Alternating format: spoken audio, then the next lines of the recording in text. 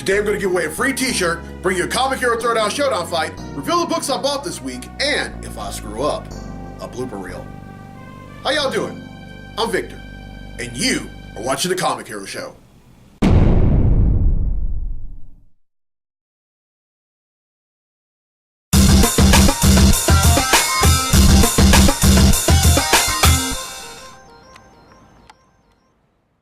Welcome to this week's edition of the Comic Hero Show. I'm your host, Victor Nunley, and I am the Comic Hero. Coming to you from Clint's Comics right here in Monroe, Louisiana. And folks, it's spring. The first day of spring was a few days ago, and it's pretty much less of spring and more like the prelude to summer. I once told this joke before on the show, but I'm going to tell it now. Johnny Carson once told a joke that said, "It's so hot, the Burger King said, if you want it your way, do it yourself." All right, it's time to give away a free t-shirt.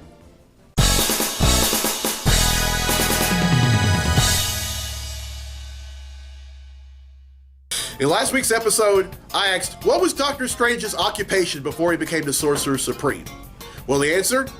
A neurosurgeon. And 9 people answered correctly. Oh, by the way, if you even said surgeon, I will accept that too.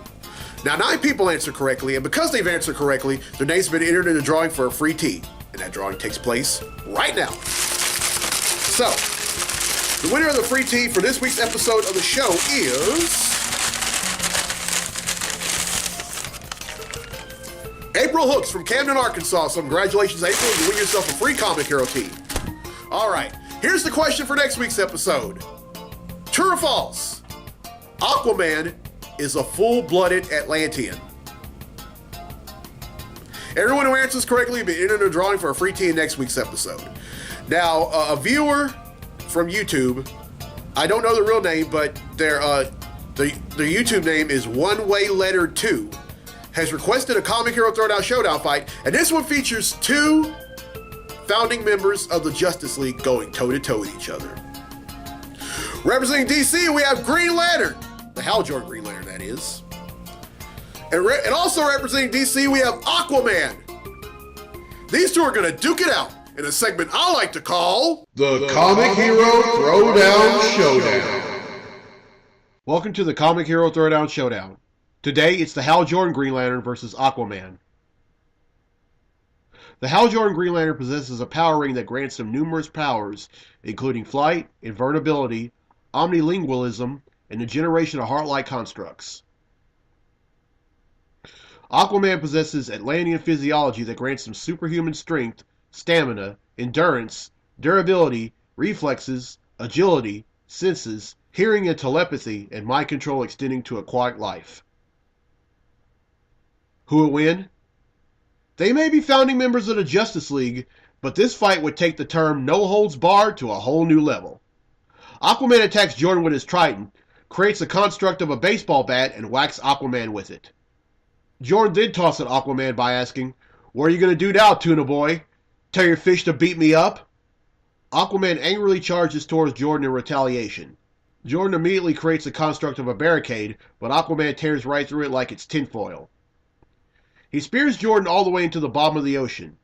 He telepathically summons a massive squid and replies by saying, "No, but this guy will." The squid ties up Jordan and Aquaman takes the latter's ring off his finger, causing Jordan to lose access to his powers and suddenly drowns. Aquaman wins. But wait! Just as Aquaman is about to crush Green Lantern's power ring, the ring burns a hole right through Aquaman's hand and flies into the ocean. You see, Hal Jordan's power ring is no ordinary power ring. All the other Green Lantern's power rings were forged by the Guardians of the Universe. Jordan forged his own ring, meaning that he and the ring are one. The ring slips itself back on Jordan's finger, and he immediately kills the squid.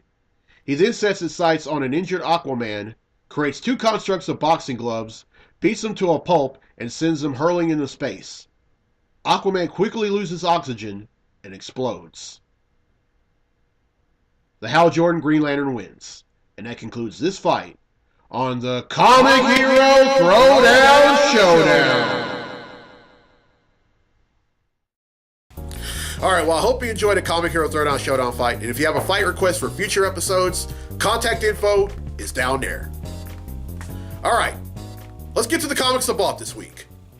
Comic books I bought this week. All right, first up is Teen Titans number 6. Now, I'm very excited about this issue because Aqualad, who was created for Young Justice and Young Justice Invasion, is going to make his DC Comics debut in this book.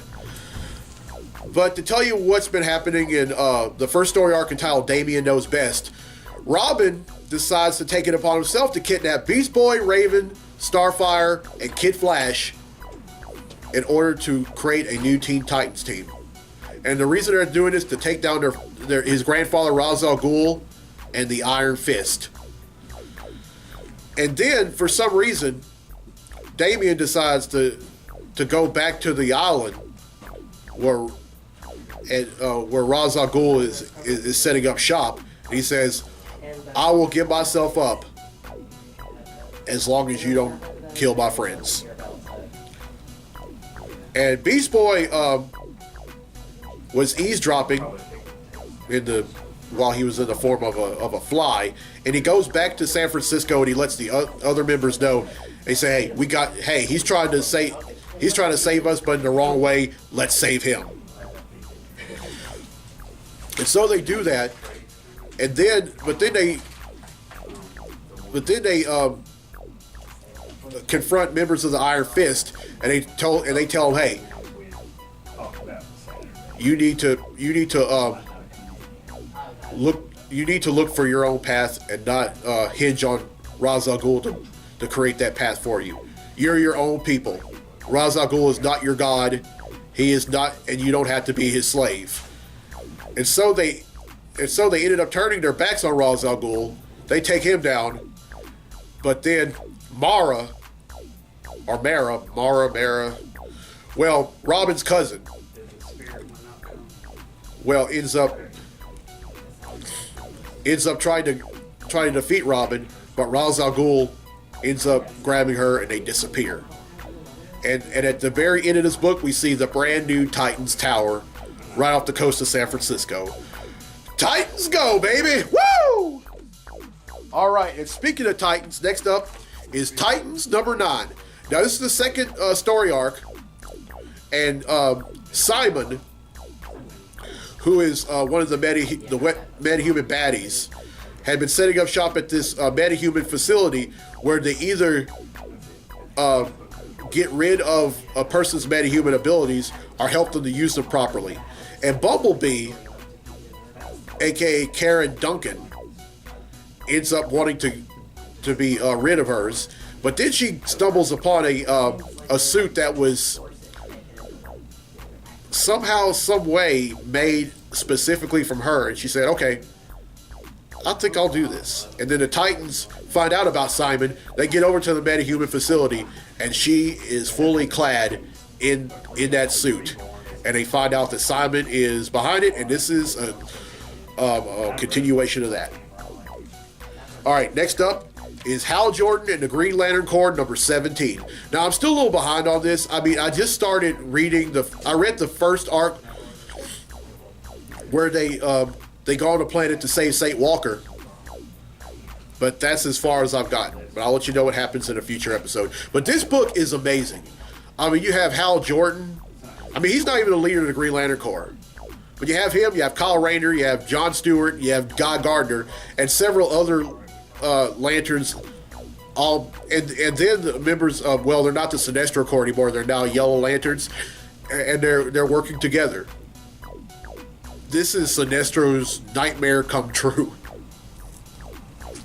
All right, next up is Action Comics number 976. This is it, folks. The conclusion of Superman Reborn. Now, in part 3, which is Superman number 19, John, while still being held captive by Mxyzptlk, finds the essences of two people, and they say, "Hey, we got to get out of here. I can't do it alone." And then meanwhile, Superman and Lois go after Mxyzptlk and try to find John. Now, at this point, Lois, Mxyzptlk not only kidnapped John, but she also stripped Lois's memory of even being pregnant with John or even being married to Superman. And Superman is mad as you know where. And they finally get to where John is, but they can't find him. Then all of a sudden, John comes out with two other people. And those people are the Superman and Lois of the New 52 who had previously died. And this is the conclusion to that. And I don't know if I can stand the wait. You know what? I may even read this book right after I'm done with the show. That's just how excited I am about this. All right, next up is The Flash, number 19. Now, this is part 2 of Sins of the Father. Now, I'm very behind on this because I haven't read the Christmas issue, where he goes up against Tar Pit. I mean, bear with me, folks. I read so many books, and I have a demanding job, and I try to make. Oh, for a minute, Claire, I thought you were listening to a song about Bjork. I just heard this loud scream. But anyway, There will never be a moment you'll hear me listen to a song by Bjork. That's good to know. Ever. All right. All right. Well, I still haven't read that issue where he goes up against Tar Pit. But what I can tell you though is that after that story arc, he goes up against the Rogues, who have returned to Central City, and they are out for blood against the fastest man alive. And in this one, I think it has a lot to do with the Reverse Flash, aka Daniel West, aka Kid Flash's father, who for years thought that was his uncle.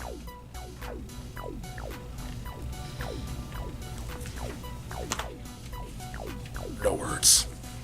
All right, next up is Invincible Iron Man number 5. Now, I love this book. I love what Brian Michael Bendis is doing on it, along with artist Stefano Caselli. In this one, Riri Williams is donning the suit, but she's not calling herself Iron Man. Well, obviously, she's calling herself Iron Heart. And Tony Stark, after his fatally injured by Captain Marvel in Civil War II. Well, he didn't die, but he transferred his mind into a computer, and now he is a living AI. That means he is inside a computer, and he can also control the suits. I mean, not only does he have a cyberpathic link to all the suits, he is the suits. And meanwhile, as Riri is learning the ropes, she gets encountered by Rescue, aka Tony Stark's former assistant, Pepper Potts. And she's like, okay, I don't know who you are, but you can't stay. And then she explains herself. At this point, the only other people who know about her using the suit is Mary J. Watson and Tony Stark's biological mother, Amanda Armstrong. But then all of a sudden, Tomo, the Techno Golem, shows up and strips Pepper and Riri of their suits.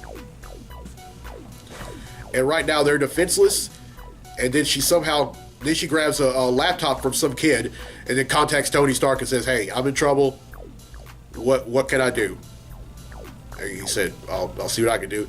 He ends up grabbing a hold of a suit, and he goes after Tomo, and this is a continuation of that. All right, next up is Wonder Woman number 19. Now this is part 3 of The Lies. I mean, not the lies, but the truth, excuse me. Now at this point, Wonder Woman is still in a mental institute in London. And she's still seeing a snake coming out of her arm.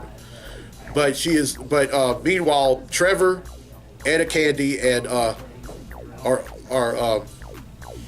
fighting tooth and nail for their lives, and to get Diana out of the out of the asylum, and then just when you thought it was over, Dr. Barbara Minerva agrees to become Cheetah once again. And then finally, Detective Comics number 953. Now, I'm very behind on this book. Once again, folks, bear with me. I will get caught up. Besides, there are some other books that I've actually gotten caught up with. So I'm not saying that I won't get caught up with it, because I have gotten caught up with others. But it's a great book. It's a team book. This features not only Batman, it also features Spoiler, Orphan, Clayface, and Batwoman.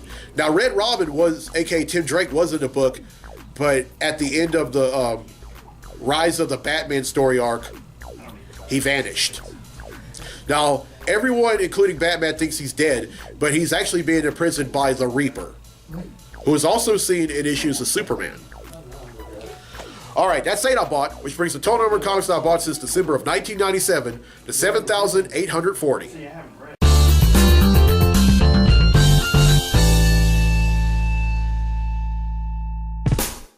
Alright, well, I hope you enjoyed this week's episode, and here's the question again for a free tea for next week's episode. True or false? Aquaman is a full-blooded Atlantean. Everyone who answers correctly will be entered in a drawing for a free tea in next week's episode, and congratulations to April Hooks from Camden, Arkansas, who won a free tea in this week's episode. Alright, it's birthday time here on the Comic Hero Show, and happy birthday this past Sunday to Evan Bray. Happy birthday, Evan. Happy birthday to Aisling Carberry. Shaha, happy birthday, Aisling.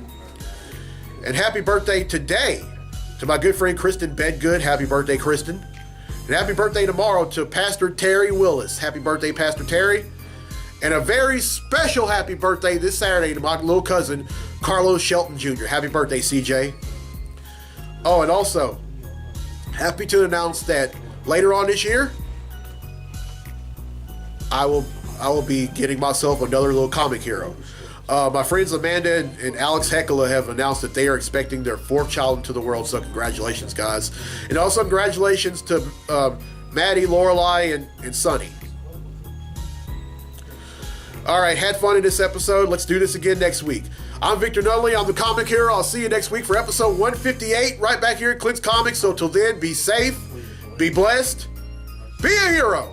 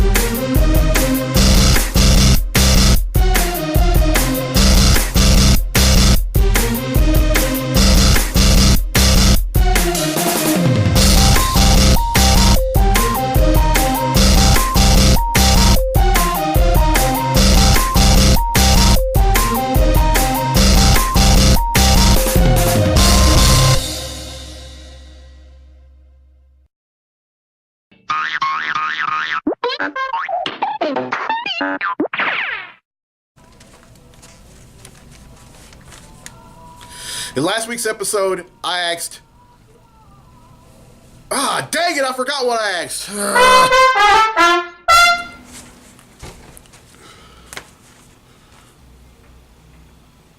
Alright, first up is Teen Titans number 6. Now, I'm very excited about reading this issue because this is... Okay, as you see on the cover, that is Aqualad from Young Justice and Young Justice Invasion. Well, he's going to be making his debut, his DC Comics debut in this book. And I loved him as a character in the Young Justice Invasion, and I think being a member of the Teen Titans is going to fit him very well. Now, in previous issues, in the first story arc,